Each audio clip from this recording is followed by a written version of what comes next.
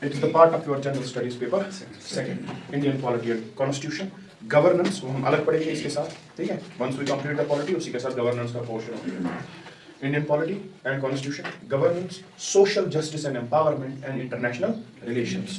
So we have Indian polity, governance, social justice, and international relations. तो इन सब के आपको 250 मार्क्स का पेपर आएगा. 250 मार्क्स का paper, general studies paper 2. Out of 250 marks, 125 marks are allocated to Indian polity. Half of the paper is what? Indian polity. बाकी half है IR, बाकी half है governance, बाकी half है social justice. तो half of your 250 is your what? Indian polity and constitution. ये हो गया पहला. दूसरा, you have general studies paper 4, ethics, 250 marks paper. इसमें majority of the portion is overlapping. If you have good conceptual clarity with respect to this subject, you can easily understand the question and give a suitable suggestion. यहाँ पे भी ये helpful है बहुत ही ज़्यादा. Third, essay paper. Usually आपके 8 topics होते हैं ऐसे में. Section 2, एक section में 4 essays, दूसरे section में 4. पहले section में भी एक करना है, दूसरे section में भी एक करना है. Total 2 essay करने हैं. ये जो 8 essay है, इनमें से एक definitely polity, constitution या governance की theme पे होता है. Definitely. There are philosophical essays, there are social essays, there are some scientific essays, कुछ ऐसे भी होते हैं. One of the essays in your essay paper is what? Based on Indian polity and constitution. If your essay is of 250 marks, your essay is of 250 marks, 125 marks आप दो ऐसे लिखने हैं, 125 वहाँ पे भी बनते हैं आपके किसके? If you write an essay from Indian polity and constitution, you have good understanding. Judiciary का रोल या कुछ ऐसा पूछ लिया डिसेंट्रलाइजेशन पे, ओके, दैट इज 125 मार्क्स आपको ऐसे में भी कैप्चर हो सकते हैं इस सब्जेक्ट से. 125 तो आपने है ही इसके, यहाँ पे भी ओवरलैप है, ठीक है. पॉलिटी का ओवरलैप आपका इंटरनल सिक्योरिटी में भी है, इंडियन इकोनॉमी में भी है, ठीक है. हर एक जगह इस सब्जेक्ट का क्या इन्फ्लुएंस है. तो this is one of the most important subjects in your entire this UPSC journey. GS paper 2 का पार्ट है. रहा सवाल प्रीलिम्स का. प्रीलिम्स का एक मेजर पोर्शन पॉलिटी है. पिछले मतलब 5 साल से लगभग on an average 17 to 18 questions are from what? Indian polity. 17 to 18. It means you have only what? How many questions? You have 100 questions. 100 में से 20 question लगभग Indian polity. 1/5 of the paper. 1/5 of the paper is from this subject. And इस subject में एक बहुत ही beautiful चीज है जो आपको दूसरे किसी subject में शायद ही मिले. यहाँ पे prelims में करंट अफेयर्स इंपॉर्टेंट तो है, वो तो हर एक जगह है, बट पॉलिटी में करंट अफेयर्स इंपॉर्टेंट होते हैं दूसरे तरीके से. If there is a news in newspaper या कहीं पे भी कोई पॉलिटी रिलेटेड न्यूज है, वो न्यूज आपसे नहीं पूछते हैं. ये इसकी ब्यूटी है. This is not the case with respect to economy और एनवायरनमेंट. जो न्यूज है एग्जैक्टली वही न्यूज आपको पता होनी चाहिए, then that will be asked in economy paper और एनवायरनमेंट पेपर और साइंस एंड टेक पेपर. यहाँ पे if there is something in news, for example supreme court का कुछ इशू है, स्पीकर का कुछ इशू है, the question will be current affair inspired, not the current affair directly. ये बात याद रखना. Current affair inspired. If speaker is in news, you just go, अपनी कॉपी खोलो, यहाँ पे स्टैटिक जो हमने क्लासरूम में पढ़ा है स्पीकर, वो रिवाइज करना है, ना कि वो न्यूज पढ़नी है जो न्यूज़पेपर में है. वो कोई फर्क नहीं पड़ता उसमें.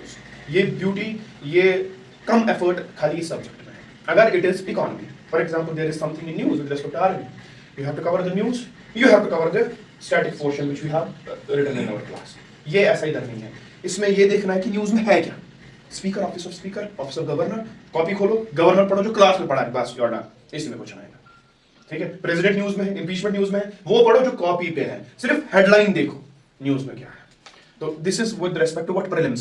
You have current inspired questions, not current affair questions in polity. दूसरा मेंस में, मेंस में कॉम्बिनेशन है दोनों की, इंस्पायर्ड भी है और डायरेक्ट भी है. मेंस ऐसा नहीं. मेंस में इधर it can be a direct question from that source जो भी न्यूज है, और इट कैन बी इंस्पायर्ड. वो हमें नहीं पता, वो मिक्स हो सकता है. लेकिन प्रीलिम्स में इतना हमें कॉन्फिडेंटली पता है, if you are having your conceptual clarity, you know your basics, you know what you have read in the class, तो आपने रिवीजन भी बहुत बार किया है अपने नोट्स का, आपके 18 में से 18 क्वेश्चंस 100% करेक्ट होंगे, ठीक है. और ये है गारंटी डे 1 की. If polity is having 18 questions or 20 questions or 25 or 15, nothing will be out of your notebook. That is a guarantee from my side. Be it UPSC, be it JKPSC, whatever.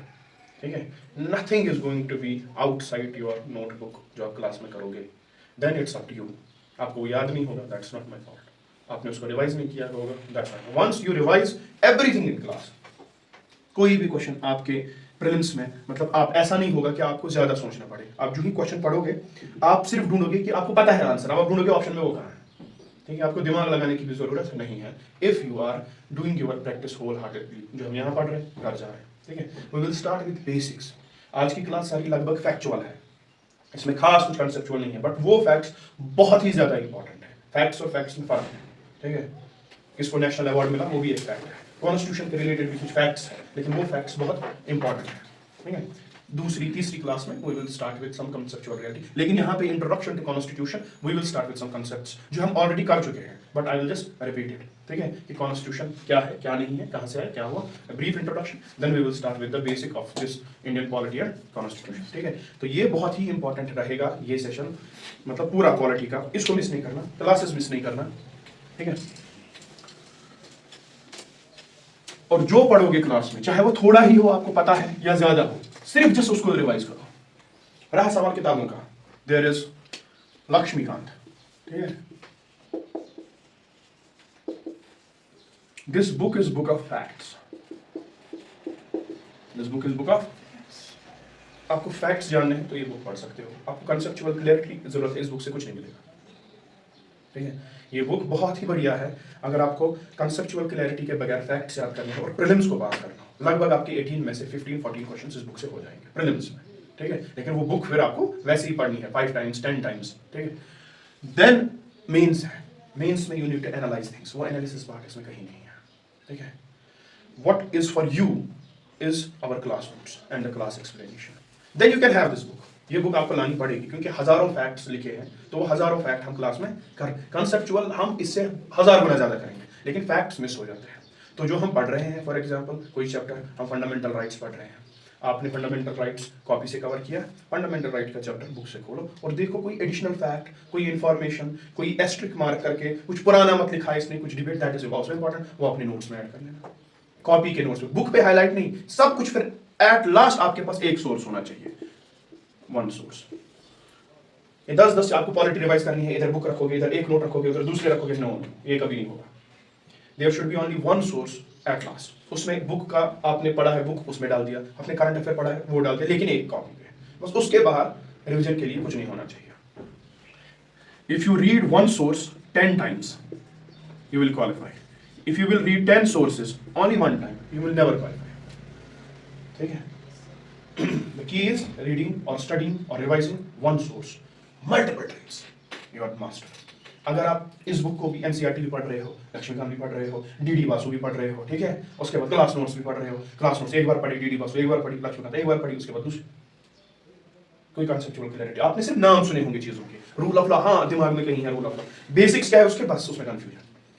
तो ये सारा सिर्फ इस चीज से clear होगा that you are sticking to what one source, that's your copy. उसमें आपकी क्लास एक्सप्लेनेशन होगी जो आप अलग से लिखते हो, व्हाट आई एक्सप्लेन. उसके उसमें वो होगा जो मैं डिक्टेट करता हूं, हो गए दो. उसमें वो होगा जो आप अपनी नोट इस बुक से उस पे कॉपी करोगे, जो रह जाएगा फैक्चुअल. ठीक है, या उसमें कभी ये भी हो सकता है कि करंट अफेयर में कुछ इंपॉर्टेंट एनालिसिस है किसी आर्टिकल में, तो वो आर्टिकल आपने उसमें लिख दिया, उसको क्रैक्स उसका कोड लास्ट में ये कॉपी बन जाएगी, उसमें सारा है, बस इट्स सफिशिएंट. क्योंकि इसमें आपको ना इकोनॉमिक सर्वे में जाना है, ना आपको न्यूज में, सिर्फ न्यूज की खबर होनी चाहिए कि इस साल ऑफिस ऑफ स्पीकर या ऑफिस ऑफ प्रेसिडेंट या सुप्रीम कोर्ट कोलिजन ये बहुत ज्यादा न्यूज में रहा है.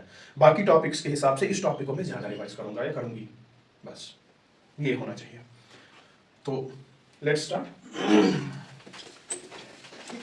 Already we have done the introduction to constitution everything, but still we will start with the basic thing first.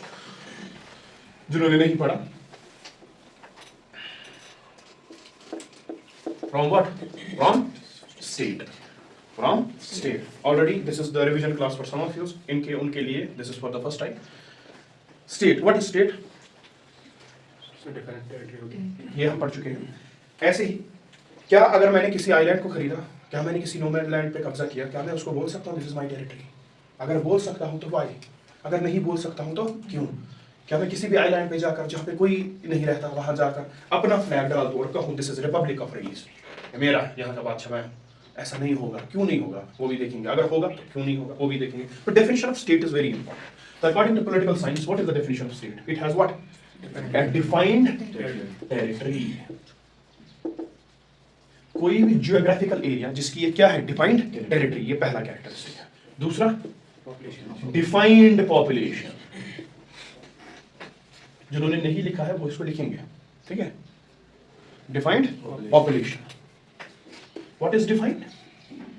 Defined means कि आपको पता है आपके सिटीजन्स कौन है, और आपको ये पता है कि आपका सिटीजन कौन नहीं है। आपके कश्मीर में कोई फॉरेनर आता है, he comes through a visa, a passport, it's categorically visible that he is not our citizen, इस कंट्री का। दूसरा बंदा है, he has state subject domicile और the passport of India, he is citizen. तो हमारे पास डिस्टिंक्शन है बिटवीन एलियंस एंड सिटीजन्स, ठीक है। तो defined population is another criteria of modern India what, state. Third,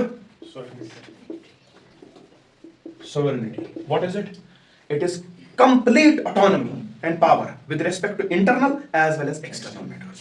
कोई भी स्टेट को गाइड नहीं करेगा कि आपको अंदरूनी मसलों में करना क्या है, और कोई भी स्टेट को गाइड नहीं करेगा आपको एक्सटर्नल मसलों में करना क्या है। लेकिन to some extent this has been diluted due to liberalisation, privatisation, globalisation. अभी इंटरनेशनल एजेंसीज का हम पे क्या है, रूल है। For example UN is saying something, India के इंटरेस्ट में नहीं है, या WTO, but still we have to comply.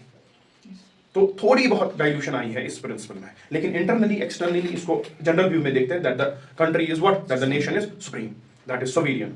कोई डिक्टेट इसको टर्म्स नहीं करेगा, आपको इंटरनली करना क्या है और आपको एक्सटर्नली किस कंट्री के साथ क्या करना है। The best example of sovereignty is India आज के दौर में। रशिया यूक्रेन कॉन्फ्लिक्ट, यूक्रेन का सपोर्ट में पूरा NATO, America, western nations, Russia as old friend of India. तो इंडिया ने अपने आप को कैसे कैरी किया इस इंटरनेशनल अफेयर में, that's one of the best example of sovereignty. The question was asked to the foreign minister of India, Mr. Jaishankar, that क्या आप रशिया को एग्रेसर नहीं देखते? He is an aggressor, whatever, जो भी है। तो he gave a beautiful reply, उसने कहा कि आप अपने प्रिज्म से उसको एग्रेसर देख रहे हो, ठीक है। दुनिया आपके प्रिज्म से दुनिया को नहीं देखती। वो दिन गए कि वेस्ट के प्रिज्म से ही दुनिया देखी जाए। हम अपने हिसाब से देख रहे हैं, और हमें लगता है कि पीसफुल सोल्यूशन और पीस इज द, ये क्या कहते हैं इसको, is the solution for this conflict. Peace होना चाहिए। वी आर नॉट बॉदर्ड कि कौन एग्रेसर है कौन नहीं। अगर हम इस हिस्ट्री में डिग करेंगे तो बहुत सारे एग्रेसर्स मिलेंगे हमें। He was hinting towards America that he invaded Iraq, invaded Afghanistan, hinting towards United Kingdom, पूरी आधी दुनिया उसकी कॉलोनी, ठीक है, इंडिया भी उसकी colony, and they are telling us now Russia is what, aggressor। ये मान लो क्योंकि हम मानते हैं। इंडिया ने कहा मैं नहीं मानता ऐसा, ठीक है, मेरी मर्जी, मैं क्या मानता, ठीक है। Israel Palestine conflict, having good relations with Israel, but India voted in favor of Palestinian ceasefire as well as granting them separate state। हालांकि इजराइल के साथ बहुत अच्छे टर्म्स हैं, लेकिन फलस्तीन के साथ भी India voted in favour of Palestine, granting them separate state and A ceasefire. This India completely sovereign, उसको भी ठीक से रखेगा इजराइल को, फलस्तीन को भी रखेगा, अमेरिका को भी ठीक से रखेगा, रशिया को भी रखेगा, किसी के प्रिज्म के थ्रू दुनिया को देखेगा नहीं। दैट इज योर सोवेरेनिटी, ठीक है। And next, legitimate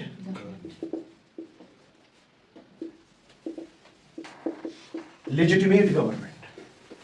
legitimate means कि ये गवर्नमेंट फोर्सफुली वजूद में नहीं आई है। जो यहाँ के ये है डिफाइंड पॉपुलेशन, एक तो ये citizens plus international community, both are acknowledging the government is legitimate in that state. For example India में इलेक्शंस हुए 2019 में, बहुत ही मेजॉरिटी से जीता बीजेपी ने, and prime minister Narendra Modi came. This is the legitimate government recognised by international community as well as the citizens of the country. Elections हो रहे हैं, इलेक्शंस के रिजल्ट्स आएंगे जून में, जो भी पार्टी पावर में आएगी, that government will be recognised as a legitimate government by us as well as by the international community, and this is what defines a state in modern era. तो इतना तो पता है, बट अगर हम थोड़ा सा पीछे जाएंगे टू द ट्रेडिशनल स्टेट, क्या ट्रेडिशनल स्टेट में डेफिनेट टेरिटरी नहीं थी? यस, ठीक है, मुगल एम्पायर, ठीक है, मंगोल्स, कोई भी एम्पायर ले लो, Mauryan empire, there had what, definite territory. क्या उनको पता था हमारे पॉपुलेशन? इसमें थोड़ी सी डाइल्यूशन थी, लोग इधर उधर आ सकते थे, but there was sense of what, definite population. Sovereignty तो ऐसी कभी रही ही नहीं है जितनी सोवेरेनिटी कहाँ रही है, मोनार्की में। बादशाह ने जो कहा वो होगा, कोई इंटरनेशनल प्रेशर नहीं, कुछ भी नहीं। जो इंटरनली करना वो करेगा, जो एक्सटर्नली करना है वो करेगा, कुछ भी, कोई प्रेशर नहीं। Extreme सोवेरेनिटी।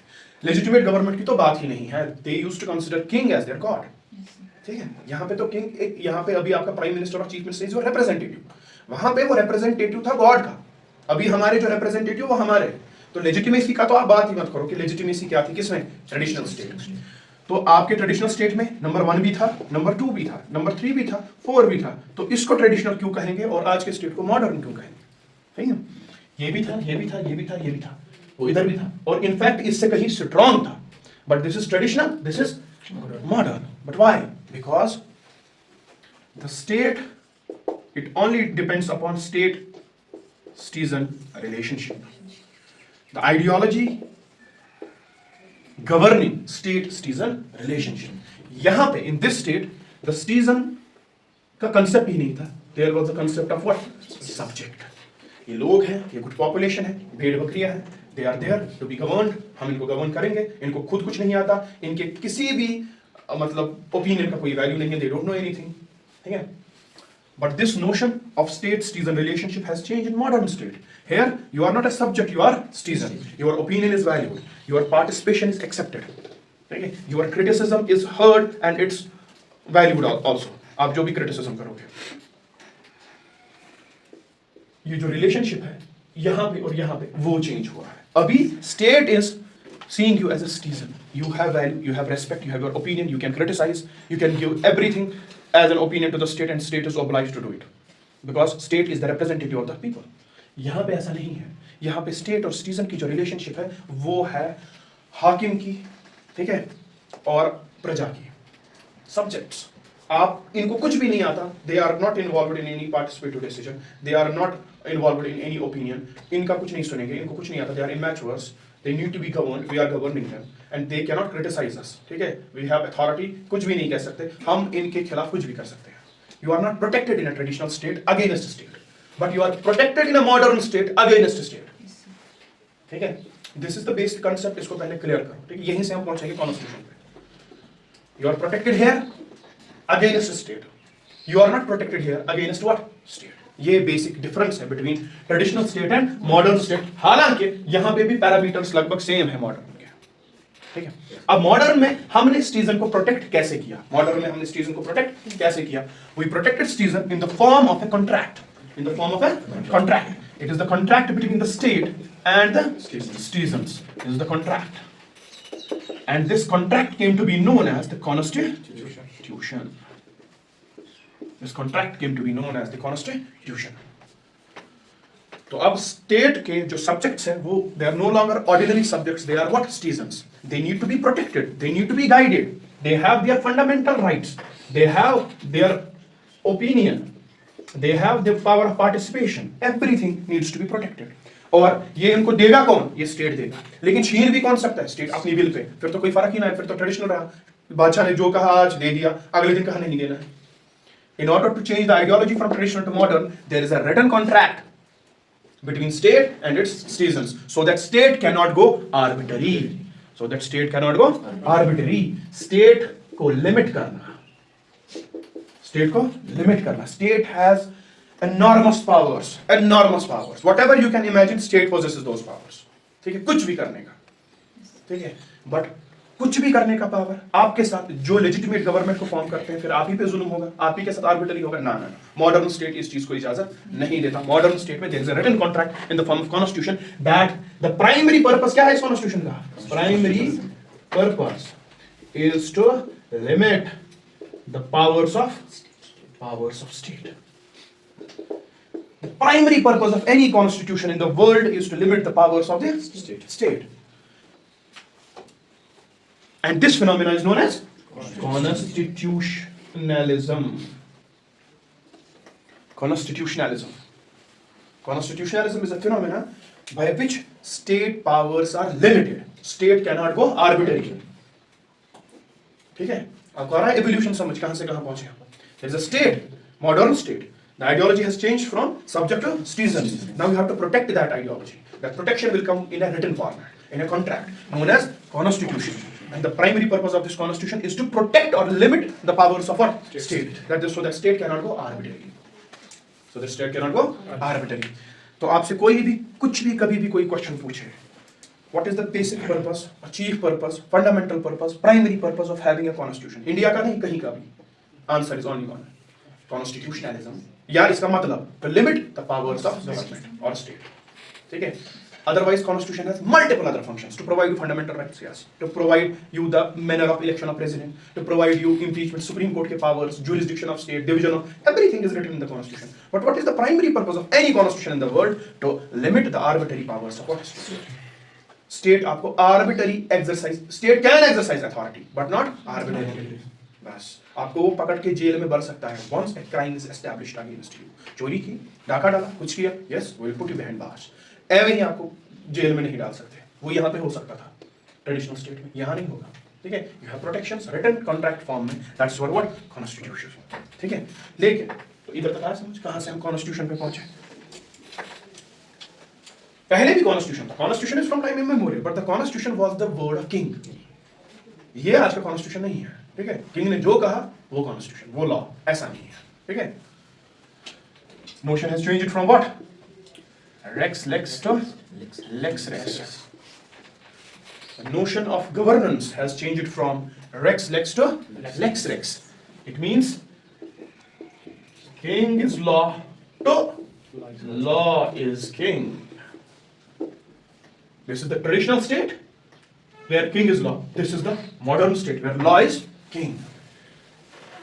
The notion has changed. The need for constitution arises.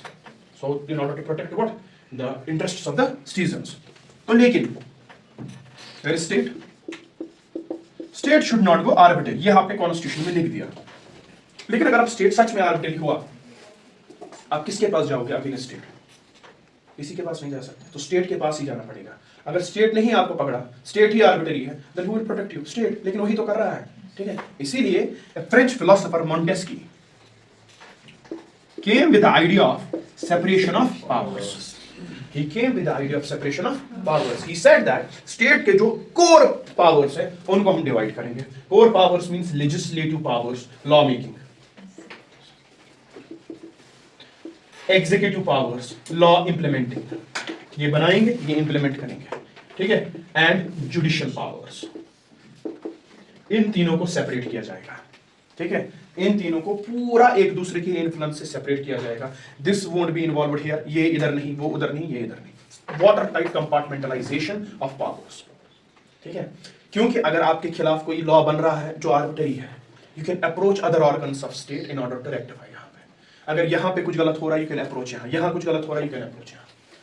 Because if state is given ultimate power of everything, एक ही इंसान है. Prime minister is also your judicial head, he is your legislative head, he is your executive head. तो prime minister अगर कुछ भी करेगा तो फायदा क्या? ये तो वही पहुंच गया वापस. सिर्फ आपने किताबें लिख दी कॉन्स्टिट्यूशन है, लेकिन नोशन ऑफ द कॉन्स्टिट्यूशन नहीं रहा. ये तो वापस ट्रेडिशनल स्टेट पहुंच गया. इफ आज के जमाने में executive is doing something, you आप कोर्ट जाते हो. ठीक है, against the orders of municipality, against the orders of district administration, तो you go to court. One wing of your state is doing something against your interests, you are going here. ठीक है, और you are going to your elected representatives जो parliament या state legislature में आपकी बात उठाए कि उनके साथ ऐसा हो रहा है, वैसा हो रहा है. They take the government accountable. ठीक है, तो this separation of power is very important in modern state. Concentration of power is not मतलब something we desire in a modern state. किसी एक में सारे पावर्स नहीं होने चाहिए. तो separation of powers is there. That law making functions, executive functions, judicial functions should be totally 100% separated. ठीक है, water tight compartmentalization. क्या इंडिया ने इस चीज को फॉलो किया? We will see. ऐसा इंडिया ने फॉलो नहीं किया. इंडिया ने फॉलो किया separation of powers with checks and balances. India ने एक अपने तरीके का फिनोमेना देखा, separation of powers with checks and balances. Everything we are going to study. आगे. This is just a brief overview. ठीक है, separation of powers are there given by French philosopher Montesquieu. He said concentration is not desired in a modern state. So separate the powers, law making, executive as well as judicial. If you have separated this, yes, it's good. Then कोई भी organ अगर arbitrary हो, you can approach the another organ of the state. India adopted the same model but with a different tone, with a different touch, which suited the Indian जो भी है India की diversity. ठीक है, Indian culture, Indian political aspirations जो India को suit कर रहा था, इंडिया ने वैसा इसको अडॉप्ट किया. Separation of powers with checks and balances. ये क्या है आगे देखेंगे. तो हमने देखा there is a concept of modern state. How modern state is different from the traditional state. It's through the ideology how you treat your citizens. आप उनको सब्जेक्ट्स ट्रीट करते हो और citizens. If they are citizens, they are protected. They are given right. They have their opinion. They have their participatory nature. That should be protected in the form of a contract. That legal contract is the document which is known as constitution. The basic funda of constitution is to protect you from the arbitrary action of states, and that is known as constitutionalism. Further, to add something to strengthen constitutionalism, this person gave us the concept of what? Separation of powers. The power should be separated. India adopted separation of powers, but with a different tone. That is separation of powers with checks and balances. ठीक है? इतना समझ आया? तो this is how the need of constitution is arised. India के पास भी आज एक कॉन्स्टिट्यूशन है, यहाँ से वो arise हुआ. ठीक है? एंड कॉन्स्टिट्यूशन में क्या आप लिखते हो, क्या आप डालते हो, that depends upon state resources and societal acceptance. These are the two main parameters governing what you are writing in your constitution. ठीक है? How you are writing those things in your constitution. हम देखेंगे जब हम constitution पढ़ेंगे, we will study a chapter known as fundamental rights. Why, how fundamental rights? इन दो parameters पे depend करता है. Why? उसके दूसरा chapter directive principles of state policy (DPSPs) क्यों है constitution में? वो इसका part क्यों नहीं? वो अलग क्यों? Everything is dependent upon state resources and societal acceptance. For example, हम एक brief overview ले रहे हैं, आप इसको conceptually समझो इस आज की क्लास को. For example, India faced a 250 years persecution at the hands of what? British. तो what was most required? तो citizens को rights मिले, जो आपको 250 साल से rights नहीं थे. तो कॉन्स्टिट्यूशन ने कहा कि राइट्स के बगैर ऐसा कुछ नहीं होगा. We will give our citizens fundamental rights. State can never encroach upon these rights unless and until कोई लेजिटिमेट रीजनेबल रेस्ट्रिक्शन खुद कॉन्स्टिट्यूशन में लिखी ना हो. For example, you have right to religion, ठीक है, but your right to religion is subject to morality, health. आपका religion ऐसा नहीं होना चाहिए कि आप अपनी बाजू काट दे सड़क पे और वो वेट कर दे, ये आपको करने नहीं देगा स्टेट. ठीक है, आपका रिलीजन ऐसा अगर कहेगा that you have to walk naked on road, ठीक है, दिस इज योर रिचुअल, ये आपको करने नहीं देगा. Morality is a reasonable restriction on your freedom of religion.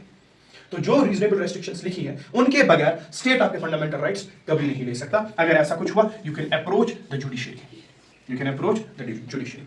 तो ये फंडामेंटल राइट्स हमने रखे कि हम स्टेट सिटीजन्स को प्रोवाइड करेंगे right to equality, right of opportunity for public employment, ठीक है, right against untouchability, right of freedom of speech and expression, right to life and personal liberty. ये सारे राइट्स दे दिए हमने at the time of independence, constitution जब बना. लेकिन there were further other rights that are also important for the state, but तब उनको फंडामेंटल राइट्स की कैटेगरी में नहीं रखा गया, उनको डीपीएसपी की कैटेगरी में रखा गया, directive principles of state policy. ये भी राइट्स है, ये भी राइट्स है. Majority of the students as well as teachers have the confusion कि ये कुछ अलग है, ये कुछ अलग है. No, these are rights, these are rights. फर्क ये है, दीज राइट्स आर एनफोर्सेबल. अगर आपका ये कोई राइट इन्फ्रिंज करेगा, you can directly go to court and आप अपने इस राइट को रेस्टोर करवा सकते हो. अगर ये राइट इन्फ्रिंज हुआ तो आप कोर्ट नहीं जा सकते. वजह, राइट्स को डिस्टिंग्विश करने की क्या वजह रही? राइट्स को डिस्टिंग्विश करने की वजह ये रही, स्टेट के पास एक्सपर्टीज नहीं थी. रिसोर्सेज पैसा नहीं होता सिर्फ, स्टेट के पास पैसा नहीं था, स्टेट के पास एक्सपर्टीज नहीं थी इन चीजों को हैंडल करने की. तो उसकी वजह से अगर वो राइट आप फंडामेंटल राइट में दे देते तो तभी अगर स्टेट उसमें आपको वो देता नहीं तो आप स्टेट को कोर्ट लेके जा सकते थे. ठीक है. और societal acceptance, for example article 44 in DPSP talks about uniform civil code कि क्रिश्चियंस अपने सारे कस्टम्स छोड़ दे, मुस्लिम्स सारे अपने रिलीजियस कस्टम्स छोड़ दे, हिंदूज सब कुछ छोड़ दे, एक यूनिफॉर्म कोड बनाएंगे पर्सनल लॉज का भी. क्रिमिनल लॉज पूरी कंट्री में सेम है, ठीक है, हिंदू चोरी करेगा, मुस्लिम चोरी करेगा, क्रिश्चियन चोरी, सजा सेम. जो भी क्रिमिनल चीजें सजा सेम, बट पर्सनल चीजें डिफरेंट है. Personal law, marriage, inheritance, divorce, ये सारी चीजें डिफरेंट है according to their own religious beliefs. ऐसा हो रहा है. तो uniform civil code article 44 says state shall, जब स्टेट के पास रिसोर्सेज आएंगे और सोसाइटल एक्सेप्टेंस होगी तब state shall endeavour to create a uniform civil code for India. तब अगर इसको फंडामेंटल राइट्स में डालते हैं, एक तो आपके पास एक्सपर्टीज नहीं थी, आपके पास रिसोर्सेज नहीं थे, दूसरा सोसाइटी एक्सेप्ट 2024 में करने को तैयार नहीं है, 1947, 1950, 1955 इसकी तो बात ही नहीं. ठीक है. तो ऐसी वाली चीजें जहां पे आपके पास रिसोर्सेज नहीं, जहां पे सोसाइटल एक्सेप्टेंस नहीं, वो यहां पे डाल दिए. जहां पे आपके पास रिसोर्सेज और जो फंडामेंटल थे वो यहां पे डाल दिए. और जो ही सोसाइटी का लेवल इंक्रीज हुआ, सोसाइटी मैच्योर हुई, यहां से स्टेट का लेवल भी इंक्रीज हुआ, स्टेट के पास पैसे भी आए और एक्सपर्टीज भी. यहां से चीजें उठ के कहां चली गई? फंडामेंटल राइट्स में. For example, you had that a DPSP that state shall provide compulsory education, compulsory free education. ठीक है, free compulsory education from the age of 6 to 14 years, ये स्टेट पे लाजिम था। लेकिन जो ही कॉन्स्टिट्यूशन बना, इस राइट को कहाँ रखा गया? डीपीएस पे। स्टेट के पास पैसे नहीं थे फ्री एजुकेशन देने के, लोग इतने मैच्योर भी नहीं थे कि बच्चों को इस एज में कहाँ भेजे, स्कूल पढ़ाने का रिवाज भी नहीं था, सोसाइटियल एक्सेप्टेंस भी नहीं थी, और स्टेट के पास पैसे, कोई इंफ्रास्ट्रक्चर, स्कूल्स नहीं थे अकोमोडेट करने के। तो स्टेट ने कहा ये एक राइट है, इंपॉर्टेंट है, लेकिन अभी हमारे पास पैसे, अभी हमारे पास एक्सपर्टीज, और सोसाइटी भी इसको एक्सेप्ट करने के लिए तैयार, कीप दिस इन इस DPSP, not in fundamental rights. Come to the year 2002, state को लगा अब हमारे पास क्या है, पैसा, सोसाइटी भी अपग्रेड हुई है अपने इंटेलेक्चुअल लेवल से, दे अमेंडेड द कॉन्स्टिट्यूशन, एंड यहां से ये राइट निकालकर कहां डाल दिया? Fundamental right, article 21 capital A, and they passed a law, right to education, that it's the right and duty of the state now to provide free and compulsory education to every child from the age of 6 to 14 years. You don't have to pay a single penny. अब 2002 क्यों? State के पास resources आए, man power, skill, teachers, infrastructure, school buildings, everything, and societal acceptance. ये सब करके भी आप अपने बच्चे को स्कूल नहीं भेज रहे, ये पुलिस स्टेट नहीं है, ये वेलफेयर स्टेट है, ठीक है, तो आपको खुद भेजना पड़ेगा। तो societal acceptance is also important. लाठी के जोर से, बंदूक के जोर से आपसे चीजें नहीं करवाई जाएगी, this is a welfare state, democratic state. तो कंसेप्शन ऑफ कॉन्स्टिट्यूशन में क्यों कोई चीज ऐसे लिखी है, क्यों कोई चीज वैसे लिखी है, it's also having the philosophy, and the philosophy is main, बहुत सारी चीजें, main is use what, state resources, जहां पे पैसा, man power, skills, everything comes, and societal acceptance.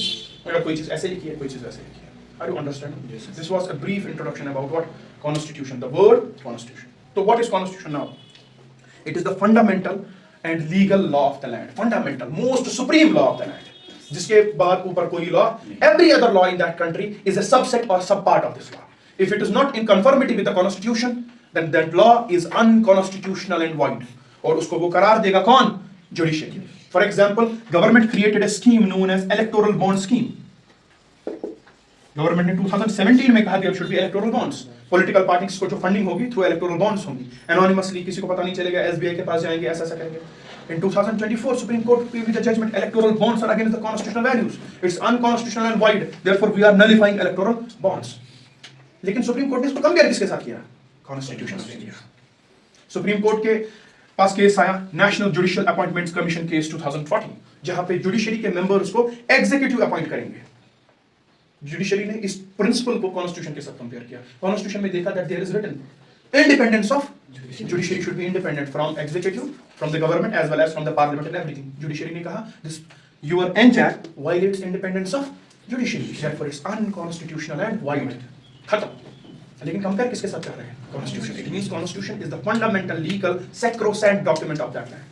इसके ऊपर कुछ नहीं। इसी के साथ कंपेयर कर मोटर व्हीकल्स एक्ट, अगर वो कर रहा है कंप्लाई कॉन्स्टिट्यूशन के साथ, तब वो मोटर व्हीकल्स एक्ट यहाँ है, वरना नहीं।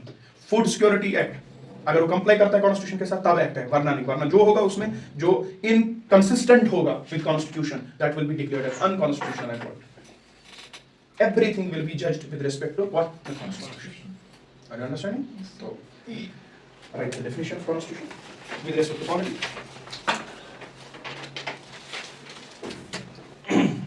Constitution is the fundamental and organic law of a nation. Constitution is the fundamental and organic law of a nation that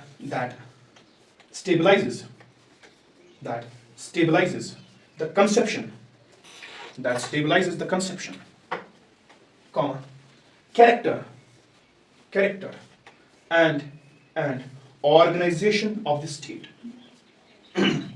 And organization of the state stabilizes the conception, character and organization of the state. अब इस definition में कुछ keywords हैं. It's fundamental. Fundamental means nothing is avoided. It is sacrosanct, it is supreme. Every law, every rule, every regulation, every bylaw, जो भी इस country में होगा, ट्रैफिक सिग्नल से आगे आपको नहीं जाना, रेड लाइट है तब तक आपको क्रॉस नहीं करना, ग्रीन होगी तभी क्रॉस होगा, ये रूल्स है। Everything must be in consistent with what? Your constitution. अगर ये कॉन्स्टिट्यूशन के इधर उधर हुआ तो this will be nullified. This is unconstitutional. It's the meaning of fundamental. Nothing is avoided in this country. ठीक है? कोई भी ऑर्गन ऑफ स्टेट, जुडिशरी भी इसके अबो नहीं, लेजिस्लेचर भी नहीं, एंड गवर्नमेंट एग्जीक्यूटिव भी नहीं। What is organic? ठीक है, organic means it's living, it is living, ये कोई मरी हुई चीज नहीं है, it is a living document. For example this is the actual constitution of India, ठीक है, ये it is a living document. It means that you can add, you can subtract, ठीक है, you can amend any part of the constitution legitimately, जो वे लिखा होगा constitution में ही कि इसको amend कैसे किया जाएगा. तो इस कॉन्स्टिट्यूशन को आप amend करोगे, इस कॉन्स्टिट्यूशन में एडिशन करोगे, इस कॉन्स्टिट्यूशन में subtraction करोगे, when you will do everything it makes it organic. ये जिंदा है समाज के चेंजिंग नेचर के साथ, ये जिंदा है पॉलिटिकल नेचर के साथ, ये जिंदा है इकोनॉमिक नेचर के साथ, ये जिंदा है सोशल नेचर के साथ. जो भी चेंज आ रही है इन द एनवायरनमेंट इर्द गिर्द इस कंट्री में या इसके सराउंडिंग्स में, constitution can be changed according to that. It's not कि 1947 में आपने कुछ लिख दिया, 1950 में आपने कुछ लिख दिया, बस 2024 में इट कैन बी इरेलेवेंट, ठीक है, या कोई ऐसी चीज आपको कॉन्स्टिट्यूशन में डालनी पड़ेगी, दैट्स वेरी फंडामेंटल. तो आप ये कर सकते हो एंड इट इज ऑर्गेनिक, ठीक है. Full stop. Constitution has a special legal sanctity. Continue इसी के साथ. Constitution has a special legal sanctity. Constitution has a special legal sanctity since it derives its power. Since it derives its power. Constitution has special legal sanctity since it derives its power. Power and authority from. And authority from people. Authority from people. As evident from. As evident from, और हमें कहाँ से पता चलता है कैसा है? As evident from the preamble. As evident from the preamble. Preamble. Preamble. ये भी पढ़ना है, आपका अलग चैप्टर है. As evident from preamble. Full stop. Constitution. Constitution regulates the relationship. Constitution regulates the relationship. Regulates the relationship between citizens and the government. Between citizens and the government. ठीक है, this is the definition of constitution. Give the sub heading constitutionalism. Constitutionalism.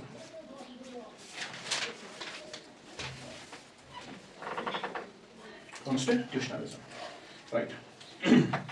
It means a system or situation. It means a system or situation. It means a system or situation where there exists a limited government. Where there exists a limited government. That is a government.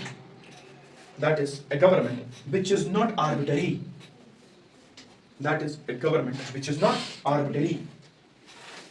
Full stop. Unlimited government. Unlimited मतलब इस पे कोई लगाम नहीं है. Unlimited government concentrates power in few hands. बस हो गया फिर काम तमाम. Concentrates power in few hands, which leads to misuse of power, which leads to misuse of power, comma, corruption, and misuse and exploitation of common man, and exploitation of common man, and exploitation of common man. So constitutionalism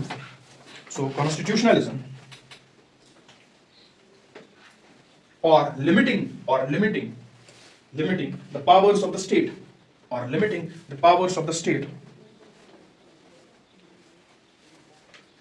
or limiting the powers of the state is the most basic slash chief slash fundamental most basic, chief, fundamental purpose of having a constitution.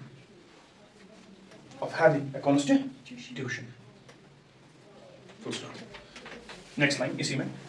Having a constitution.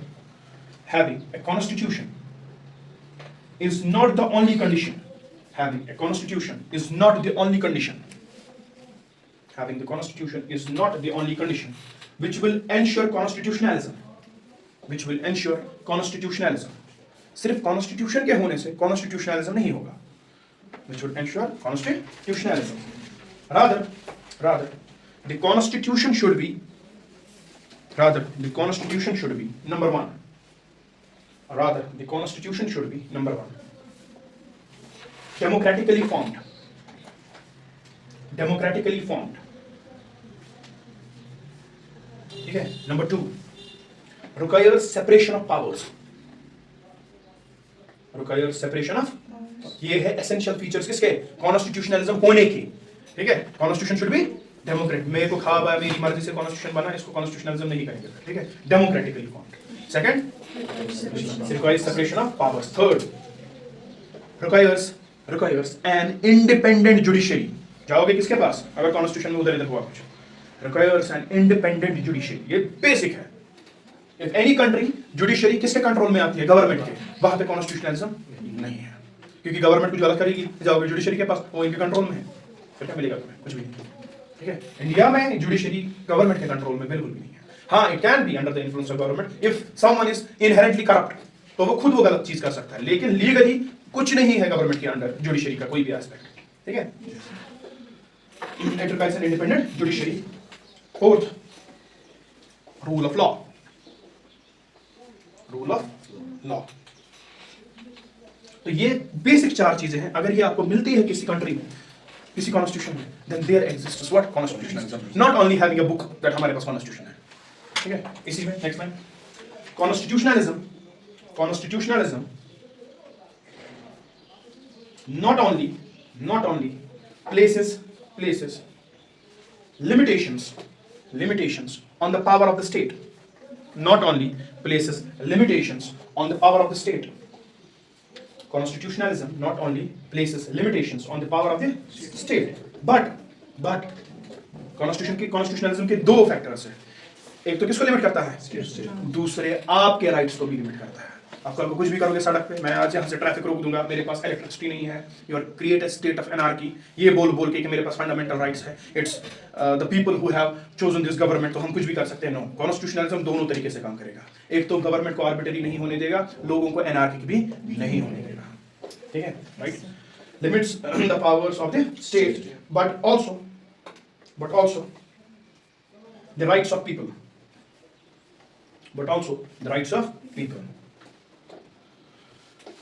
तो आपके जो constitution में chapter है fundamental rights, this is the best example of limiting the powers of the state, ठीक है, best examples of limiting the powers of state. Fundamental duties, best examples कि आपको तरीके में लाया जाए सिटीजंस को, ठीक है। और फंडामेंटल राइट्स में जो रीजनेबल रेस्ट्रिक्शंस है, इन्हीं पे रेस्ट्रिक्शंस है, राइट्स पे लिखी है कॉन्स्टिट्यूशन में, that is one of the best examples कि लोग भी एनार्किक ना हो, ठीक है, एक परफेक्ट ब्लेंड है। क्या लिखा, rights of people so that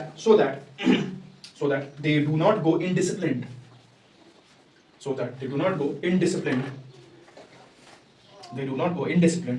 and create a state of anarchy, create a state of anarchy.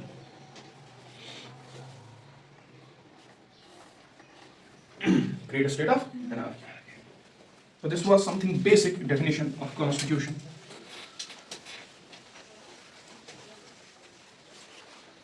To the heading making of constitution, making of the constitution.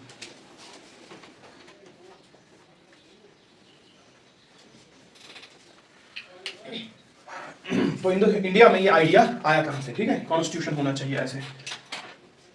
It was in 1934 when M.N. Roy first gave us the idea of constituent assembly. Congress आजादी के लिए demand कर रहा था, ठीक है, Congress agitate कर रहा था अगेंस्ट ब्रिटिशर्स, तो इट वाज M.N. रॉय जिसने कहा कि हमें ब्रिटिशर से मांगना क्या चाहिए, what will be the best thing जो हम उनसे मांग सके, जो हम डिमांड कर सके, that is the constituent assembly. Sir वो कॉन्स्टिट्यूएंट असेंबली होता क्या है? किसी भी कंट्री में if you have to form a new constitution or if you have to change the exact entire constitution और एक नया लाना है, जो बॉडी एक कॉन्स्टिट्यूशन पे काम करके उसको फ्रेम करती है, उस बॉडी को कॉन्स्टिट्यूएंट असेंबली कहते हैं। जो नॉर्मल लॉज बनाते हैं उसको लेजिस्लेचर कहते हैं, और इंडिया के लेजिस्लेचर का नाम पार्लियामेंट है, अमेरिका के लेजिस्लेचर का नाम कांग्रेस है।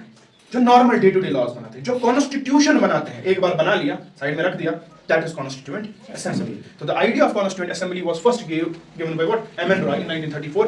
The Congress को कहा, Congress please demand constituent assembly from Britishers.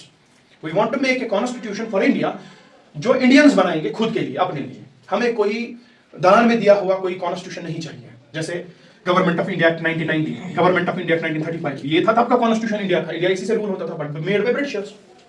तो इसने कहा नो, कांग्रेस अपनी डिमांड्स चेंज करो। Then in 1935 Congress officially demanded for what, constituent assembly from Britishers. 1935 में इन्होंने इस चीज को अडॉप्ट किया। 1939 में एक रेजोल्यूशन भी पास की कि हमें कॉन्स्टिट्यूएंट असेंबली के बगैर कुछ नहीं चाहिए, ठीक है। तो ब्रिटिशर्स आपको कॉन्स्टिट्यूएंट असेंबली देने के लिए तैयार नहीं थे, क्यों देते, नहीं देते। But world war second, world war second and British needed Indian support, इसके बगैर कुछ नहीं हो पाता। किसमें, वर्ल्ड वॉर सेकेंड में।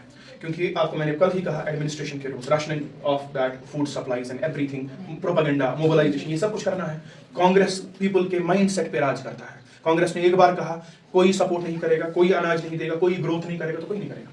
कोई सोल्जर नया रिक्रूट नहीं जाएगा। हम उनको भी बोलते हैं जो है आर्मी में, वो रिजाइन करके वापस आए, तो बहुत इफेक्ट पड़ सकता था वॉर की सारी काया पलट हो सकती थी। तो इंडियंस को अपने फेवर में रखने के लिए देखें with an offer known as August offer, ठीक है। Everything we will study that is in modern history. यहाँ पे हम सिर्फ नाम ले रहे हैं उन चीजों का, ठीक है। They came with an August offer. तो अगस्त ऑफर में उन्होंने कहा yes we are going to accept your what, constituent assembly. फिर मुस्लिम लीग जो मोहम्मद अली जिन्ना के अंडर थी और कांग्रेस, इन दोनों में टकराव हुआ for a separate state of Pakistan. तो वो अगस्त ऑफर खत्म। फिर दूसरा ऑफर क्रिप्स मिशन, उसका भी नहीं माना। वेबल प्लान हमें नहीं चाहिए, ठीक है, उसमें भी इश्यूज। ये सारे इश्यूज हम पढ़ेंगे मॉडर्न इंडियन हिस्ट्री में। Finally there came a cabinet mission plan, cabinet mission plan 1946। ये आया ब्रिटिशर्स की तरफ से। 3 बंदे थे इसमें, stand for Cripps, A V Alexander और पैथिक लॉरेंस, ठीक है। 3 मेंबर्स लिखाएंगे, अभी लिखोगे। तो 3 मेंबर्स का एक डेलीगेशन आया इंडिया। उन्होंने कांग्रेस से बात की, मुस्लिम लीग से बात की, और उन्होंने एक्सेप्ट किया yes we are going to give your constituent assembly, ठीक है। तो under this cabinet mission plan constituent assembly for India was created, और इनको टास्क दिया गया किस चीज का, कॉन्स्टिट्यूशन बनाने का। तो मुस्लिम लीग ने बायकॉट किया। मुस्लिम लीग ने बोला मुझे नहीं करना, मुझे अपना सेपरेट स्टेट दो। अनटिल दैट बहुत कुछ हुआ, that we will see in modern history. 3 June 1947, ठीक है, Mountbatten, Lord Mountbatten, who was the Viceroy of India at that time, he came with a plan known as Mountbatten Plan. इसने कहा आप लोग आपस में ये सॉल्व नहीं कर रहे, हमने अगस्त ऑफर दिया, आप लोगों की वजह से फेल, हमने क्रिप्स मिशन दिया, आप लोगों की वजह से फेल, हमने कैबिनेट मिशन में बोल दिया बना दो कॉन्स्टिट्यूएंट असेंबली, आप आपस में फिर नहीं मान रहे हो। Now we are telling you, this is the Mountbatten plan, that we are going to give the Muslim League the separate nation, separate state known as Pakistan, ठीक है, and we are going to give you Indians a separate nation, and आज़ादी का date ये final होगा इस तरह, ठीक है। सो प्लीज अपने अपने डोमिनियंस में चले जाओ, अपनी अपनी कॉन्स्टिट्यूएंट असेंबली बनाओ, अपने अपने कॉन्स्टिट्यूशन पे काम करना स्टार्ट कर दो। This is what we want from you. अब ये अथॉरिटेटिव स्टेटमेंट था वहां से, अब ये होना था, ठीक है। तो इस पे फिर काम हुआ। 3 जून 1947 वो अपना करने लगे, ये अपना करने लगे। फाइनली 1947 14 अगस्त पाकिस्तान को इंडिपेंडेंस मिली, एंड 15 अगस्त इंडिया को इंडिपेंडेंस मिली। तो the idea of constituent assembly was given by Amin Roy, wholeheartedly endorsed by Congress in 1935. World War की वजह से फिर वो आपको ये देने लगे। Finally through cabinet mission plan they accepted. We started our constituent assembly and we started to make our what, constitution. ये सब कुछ लिखेंगे, लेकिन समझना is important लिखने से ज़्यादा। तो the constituent assembly had its first meeting on 9th December 1946. 9th December, every date you have to remember. 9th December 1946, there was the first meeting of Constituent Assembly. This Constituent Assembly, on its first meeting, इसको अपना एक सरबराह चुनना था, ठीक है, क्योंकि there should be someone who is in charge of this Constituent Assembly, but that should be done democratically. That should be done. उसके लिए elections होने थे Constituent Assembly के अंदर, लेकिन elections को भी कोई oversee करना चाहिए, कोई supervise करना चाहिए, so that elections are free and fair. Are you understanding? तो उसके लिए इन्होंने एक फ्रेंच प्रैक्टिस को फॉलो किया। फ्रेंच प्रैक्टिस, ये फ्रेंच में किया जाता था। इन्होंने कहा सबसे एल्डर मेंबर कौन सा है अभी कॉन्स्टिट्यूएंट असेंबली में, सबसे एल्डर मेंबर, सबसे बुजुर्ग, वो इनको दिखा एक बंदा। इनको कहा कि sir you will be our interim president, temporary president, so that हमें इलेक्शंस करने हैं फॉर अवर परमानेंट प्रेसिडेंट, तो you will oversee, you will. This happened on the first meeting of the Constituent Assembly, 9 December 1946, and the person's name is Dr. Satyanand Sinha. ठीक है, doctor Sachchanand Sinha was the first interim president or the temporary president for the Constituent Assembly, under whose supervision the elections for permanent president took place. Are you understanding this? तो elections का date, second meeting 11th December 1946 is the election हो गया under the supervision of interim president. And किसको फिर president बनाया गया? Constituent assembly का doctor Rajendra Prasad, who also became the first president of India. ठीक है, doctor Rajendra Prasad was the president और the chairperson of the constituent assembly. Democratic elections हुए। The system of elections was proportional representation by single transferable vote system. You won't understand anything unless and until we are dealing with the chapter of president. Once we will study the chapter of president, you will understand जो मैंने अभी ये बोला ये क्या है। ठीक है, this is one of the methods of electing someone. और हम president को भी इसी method से elect करते हैं आज। That is the method of proportional representation by single transferable vote system. That we will deal in president's chapter. वही मेथड अप्लाई किया गया और उसी से वोटिंग हुई, और ये नॉर्मल वोटिंग नहीं थी जो हम कर रहे हैं। This is called first past the post electoral system जो हम करते हैं। This is something else, that is something else. तो उससे जो इलेक्शन से हुआ तो आपने एक परमानेंट प्रेसिडेंट चूज किया, कौन? डॉक्टर राजेंद्र प्रसाद। आपकी किसकी?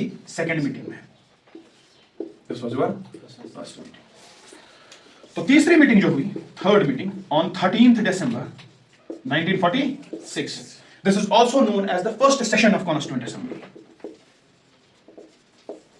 सेशन वो होता है जिस चीज के लिए कॉन्स्टिट्यूएंट असेंबली को बनाया गया, उस चीज का काम फाइनली स्टार्ट होना। कॉन्स्टिट्यूएंट असेंबली को प्रेसिडेंट चुनने के लिए नहीं बनाया गया, कॉन्स्टिट्यूएंट असेंबली को कॉन्स्टिट्यूशन बनाने के लिए बनाया गया। तो कॉन्स्टिट्यूशन बनाने का जो पहला दिन था, जो वो काम स्टार्ट हुआ वो हुआ इनकी थर्ड मीटिंग में। That was the first session. Total the constituent assembly had 11 sessions. पूरा कॉन्स्टिट्यूशन 11 सेशंस में बना। First session was 13 December 1946। और इस सेशन में ऐसा क्या हुआ जिसको हम फर्स्ट सेशन कहते हैं कि कॉन्स्टिट्यूशन का काम स्टार्ट हुआ? Jawaharlal Nehru put forward a historic resolution in front of Constituent Assembly known as objective resolution, known as उसने कहा कि हम बैठे हैं किस चीज के लिए? Constitution. This is my opinion that our constitution, our Indian constitution should look like this. अभी आजादी नहीं मिली है, ठीक है, वी आर अभी 13 December 1940, अभी 47 में आजादी मिलेगी अगस्त में। अभी हम आजादी से पहले ये काम कर रहे हैं। तो जवाहरलाल नेहरू के इसने बोला कि this should be the character conception of our constitution, this is the objective resolution which I am putting in front of you. आप इसको देखो, आप इसको पढ़ो, आप बोलो कि ऐसा हमारा कॉन्स्टिट्यूशन होना चाहिए या नहीं। कोई अमेंडमेंट करनी है इसमें, कोई अपनी राय आपको इसमें डालनी है तो आप प्लीज इसमें डाल सकते हो। तो ये हुआ कब? On the first session 13 December 1946। A historic objective resolution was put forward by Jawaharlal, और यूनानिमसली उसमें एक डॉट का भी कुछ फेरबदल नहीं किया गया। Unanimously that was accepted 22 January 1947। The objective resolution was accepted. तब तक इस पे डिस्कशन चल रहा था, बातें चल रही थी, एंड 22 जनवरी जो आ रहा था, जनवरी अगले मंथ, इट वाज एक्सेप्टेड कि हमारा कॉन्स्टिट्यूशन ऐसा ही होगा। वो भी लिखेंगे हम कि ऑब्जेक्टिव रेजोल्यूशन में लिखा क्या था। ठीक है, तो हमारा कॉन्स्टिट्यूशन ऐसा ही होगा जो इस ऑब्जेक्टिव रेजोल्यूशन में। और अब कॉन्स्टिट्यूएंट असेंबली का ये काम है कि ऐसा कॉन्स्टिट्यूशन फ्रेम करे ऑब्जेक्टिव रेजोल्यूशन को सामने रखे। ये जो हमने इसमें चीजें रखी हैं वो चीजें आपने किसमें? कॉन्स्टिट्यूशन में डाले। अंडरस्टैंडिंग दीस थिंग्स, ठीक है। तो ये था थोड़ा सा बेसिक्स। और एक और चीज है थोड़ी basic, for example constituent assembly के दो काम थे। कॉन्स्टिट्यूएंट असेंबली के 1947 में आपको आजादी मिली, कॉन्स्टिट्यूशन बन के तैयार हुआ 1950 में, वो पहुंचेंगे वहां पे, ठीक है। लेकिन 1947 से खाली आपको कॉन्स्टिट्यूशन बनाना नहीं था, डे टू डे एडमिनिस्ट्रेशन भी तो करना था कंट्री का। ये 2-3 साल यहाँ एडमिनिस्ट्रेशन चलानी है, ठीक है। उसके लिए आपको नॉर्मल लॉज की जरूरत है, फॉर एग्जाम्पल ट्रैफिक रेगुलेशन, ठीक है, for example aviation, for example railways के रिलेटेड, फॉर एग्जाम्पल शिप्स के रिलेटेड नॉर्मल लॉज की जरूरत है। तो ये लॉज कौन बनाता है? लेजिस्लेचर। तो लेजिस्लेचर हमारे पास है नहीं, हमारे पास इलेक्शंस नहीं हुए, पार्लियामेंट वाले लोग नहीं आए, तो कॉन्स्टिट्यूएंट असेंबली को ये जिम्मा एडिशनल दे दिया गया। It means constituent assembly had two functions. One function was it was a constituent assembly making the constitution for the country. Another function was it acted as a parliament. It acted as a legislature for day-to-day administration. For day-to-day administration. When constituent assembly acted as constituent assembly for making constitution, its president was Dr. Rajendra Prasad. When constituent assembly acted as normal legislature for creating day-to-day administrative laws, its president or chairperson was G.V. Mavalankar. Same नहीं थे, ठीक है? Are you understanding?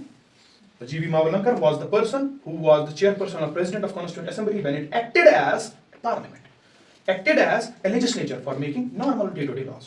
When it acted as a constituent body, making the constituent for the country, constitution for the country, the president was whom? Dr. Rajendra Prasad. Okay, basic चीजें हैं. Everything we will write. Start writing. It was in 1934. It was in 1934. That the idea of constituent assembly, that the idea of constituent assembly for India, constituent assembly for India was put was put forward by M.N. Roy, was put forward by M.N. Roy in 1935. In 1935. Sorry, in 1934. Sorry, in 1934. And in 1935 and in 1935, Indian National Congress. And in 1935, Indian National Congress (INC) officially demanded a constituent assembly. Officially demanded a constituent assembly. It was under the cabinet mission plan. It was under the cabinet mission plan 1946. Cabinet mission plan 1946. Bracket में इसके members के नाम लिखेंगे पहले. इसके 3 ही members थे. पहला Lord Pethick Lawrence, comma. दूसरा सर स्टैनफोर्ड क्रिप्स, एंड तीसरा एवी अलेक्जेंडर. कैबिनेट मिशन प्लान के मेंबर्स थे. ठीक है. अंडर कैबिनेट मिशन प्लान ये members, British gave us permission to form a constituent assembly.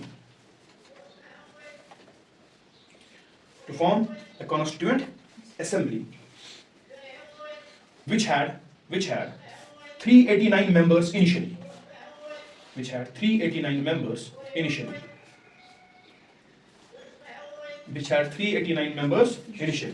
तो ये ऐसा क्यों है 389 members initially?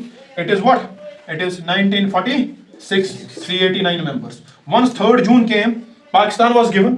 इसकी जो सीटें हैं वो कम होकर वो कहाँ गई? Constituent assembly of Pakistan. यहाँ पे मुस्लिम लीग सबको कंबाइन करके ये सीटें थी. पाकिस्तान मिला, वो अपनी सीटें लेकर अपनी constituent assembly. Initially it was this 389 members initially. Out of these 296 were indirectly elected. 296 were indirectly elected. Underline this. 296 were indirectly elected. Indirect elections क्या होता है? लोग इलेक्ट नहीं करते हैं, वहां पे बैठे हुए जो रिप्रेजेंटेटिव्स हैं वो इलेक्ट करते हैं. ठीक है. प्रोविंशियल असेंबलीज थी हमारी, वहां से आए थे लोग. ठीक है. कितने हैं indirectly elected? 296 were indirectly elected through a system of proportional representation. ये वोटिंग का सिस्टम है, ये पढ़ेंगे बहुत आगे. Proportional representation by single transferable vote system. Proportional representation through या by single transferable vote system. तो ये 296 members यहां से. ठीक है. Indirectly elected by this system. ठीक है. From provincial assemblies.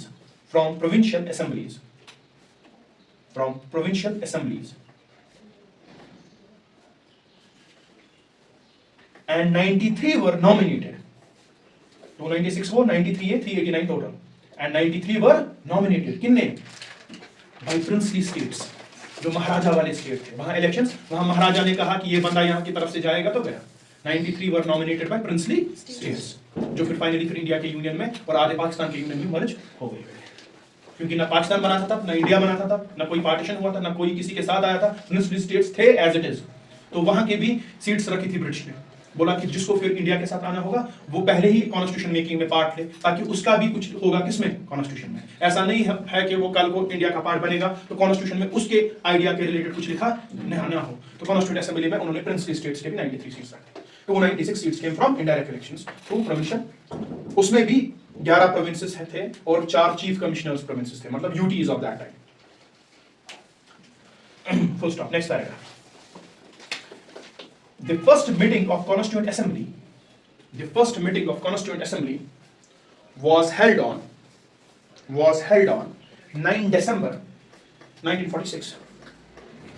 9 December 1946, in which Dr. Satyanand Sinha was appointed. ये elected नहीं, appointed. Was appointed as an interim bracket में temporary,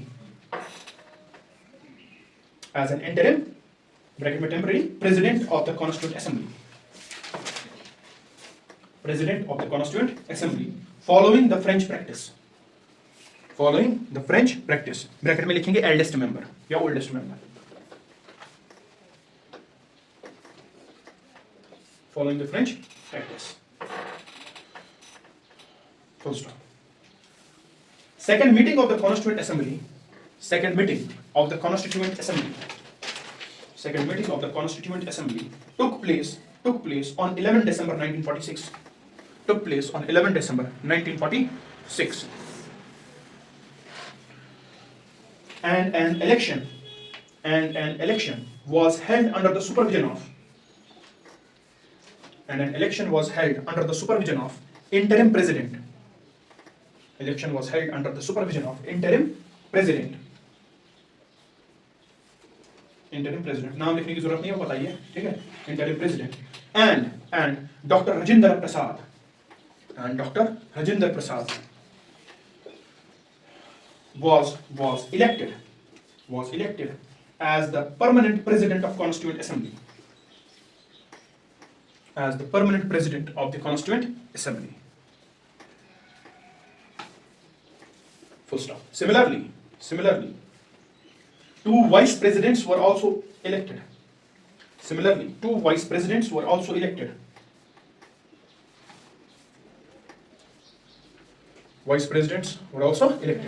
H.C. Mukherjee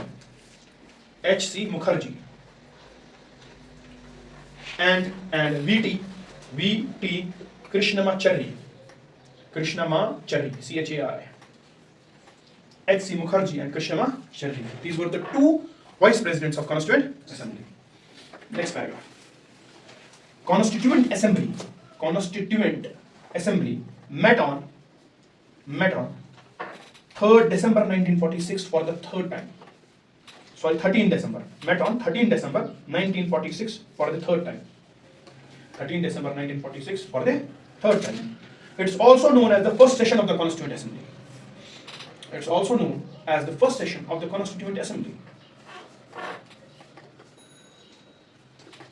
First session of the Constituent Assembly. Full stop. Pandit Jawaharlal Nehru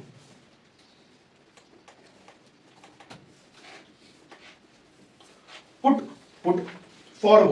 forward a historic blueprint known as objective resolution.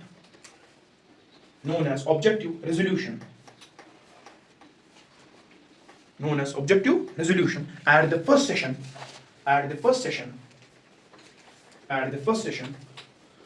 of the Constituent Assembly.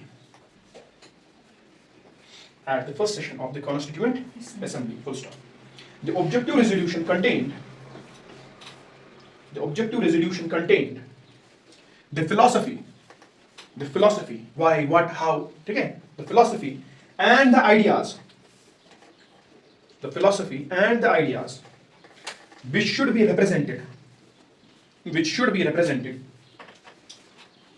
in the Constitution.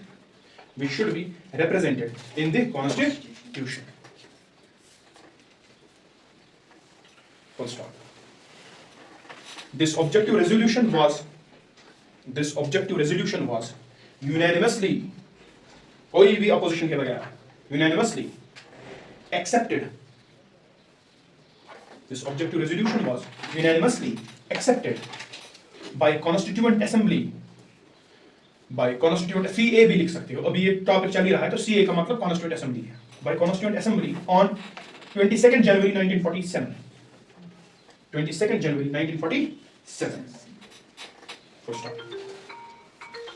It took 2 years, 11 months and 18 days. याद रखना. It took 2 years, 11 months and 18 days to form the Constitution of Independent India.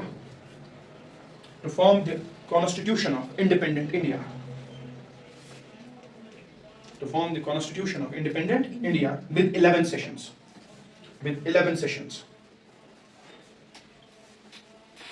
ठीक है. तो इसमें ये एक चीज इधर समझने की है छोटी सी,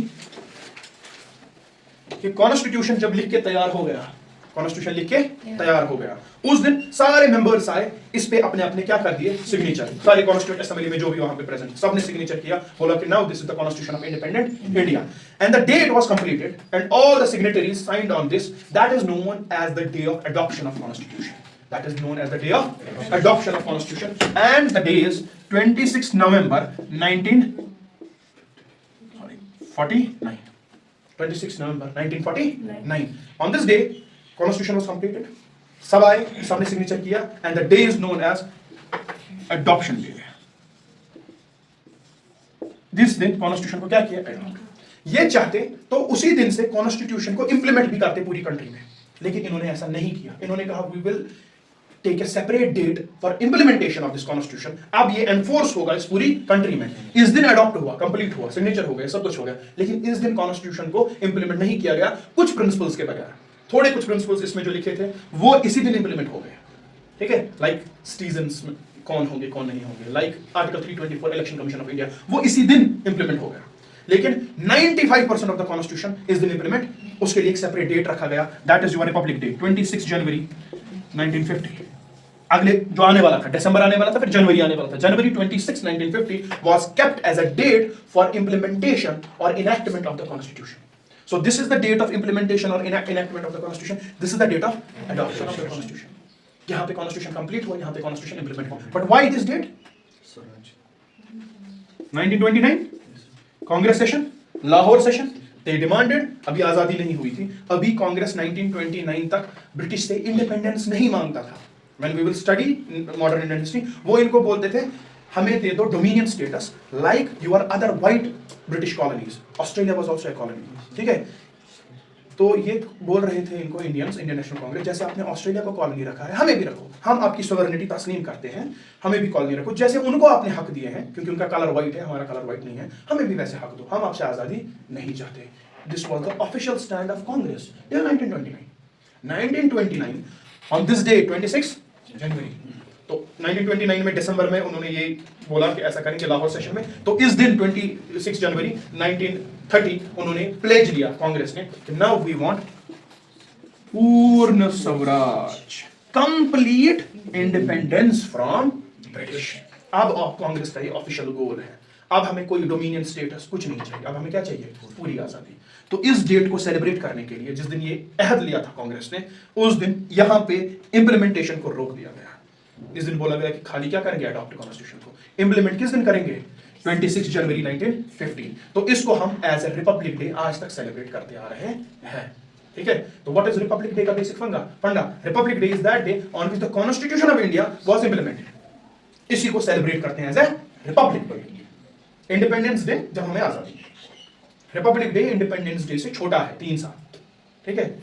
इंडिपेंडेंस डे सेलिब्रेट हुआ 47 से, रिपब्लिक डे सेलिब्रेट हुआ 1950 से। तो ये दो अलग अलग डेट है, right. The constitution of India was adopted on 26 November 1949 and it contained, और तब क्या था कॉन्स्टिट्यूशन में, ओरिजिनल कॉन्स्टिट्यूशन में क्या था, without any amendment, and it contained a preamble, comma 395 articles, comma 8 schedules and 22 parts. Full stop. This constitution was then implemented on this constitution was then implemented on 26 January 1950 to commemorate the Purna Swaraj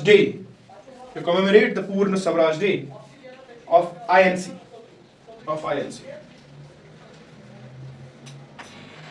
तो इसको कहते हैं हम क्या, Republic day. तो recently government of India ने इस day को भी कहा कि इस डे को भी सेलिब्रेट करेंगे, इसका नाम रखा कॉन्स्टिट्यूशन डे, ठीक है, संविधान दिवस। नाउ 26 नवंबर मोदी गवर्नमेंट के, इससे पहले नहीं था ये, ठीक है। तो इन्होंने कहा this day will be celebrated as Samvidhan Diwas और कॉन्स्टिट्यूशन डे, जब हमने कॉन्स्टिट्यूशन क्या किया, एंड ये तो कर ही रहे हैं सेलिब्रेट, इसका तो रिपब्लिक डे है, ठीक है, फुल स्टॉप। वहीं पे नेक्स्ट लाइन, प्रेजेंटली, अभी कॉन्स्टिट्यूशन में क्या है, presently the constitution contains, presently the constitution contains a preamble comma about 470 articles, about 470 articles comma 12 schedules and 25 parts. ये है आपका अभी का क्या कॉन्स्टिट्यूशन. तो जब था 395 आर्टिकल्स, जब पहले preamble 8 schedules and 22 parts, अभी 25 parts, 12 schedules, 470 plus articles and what a preamble. ठीक है, give us a heading, objective resolution.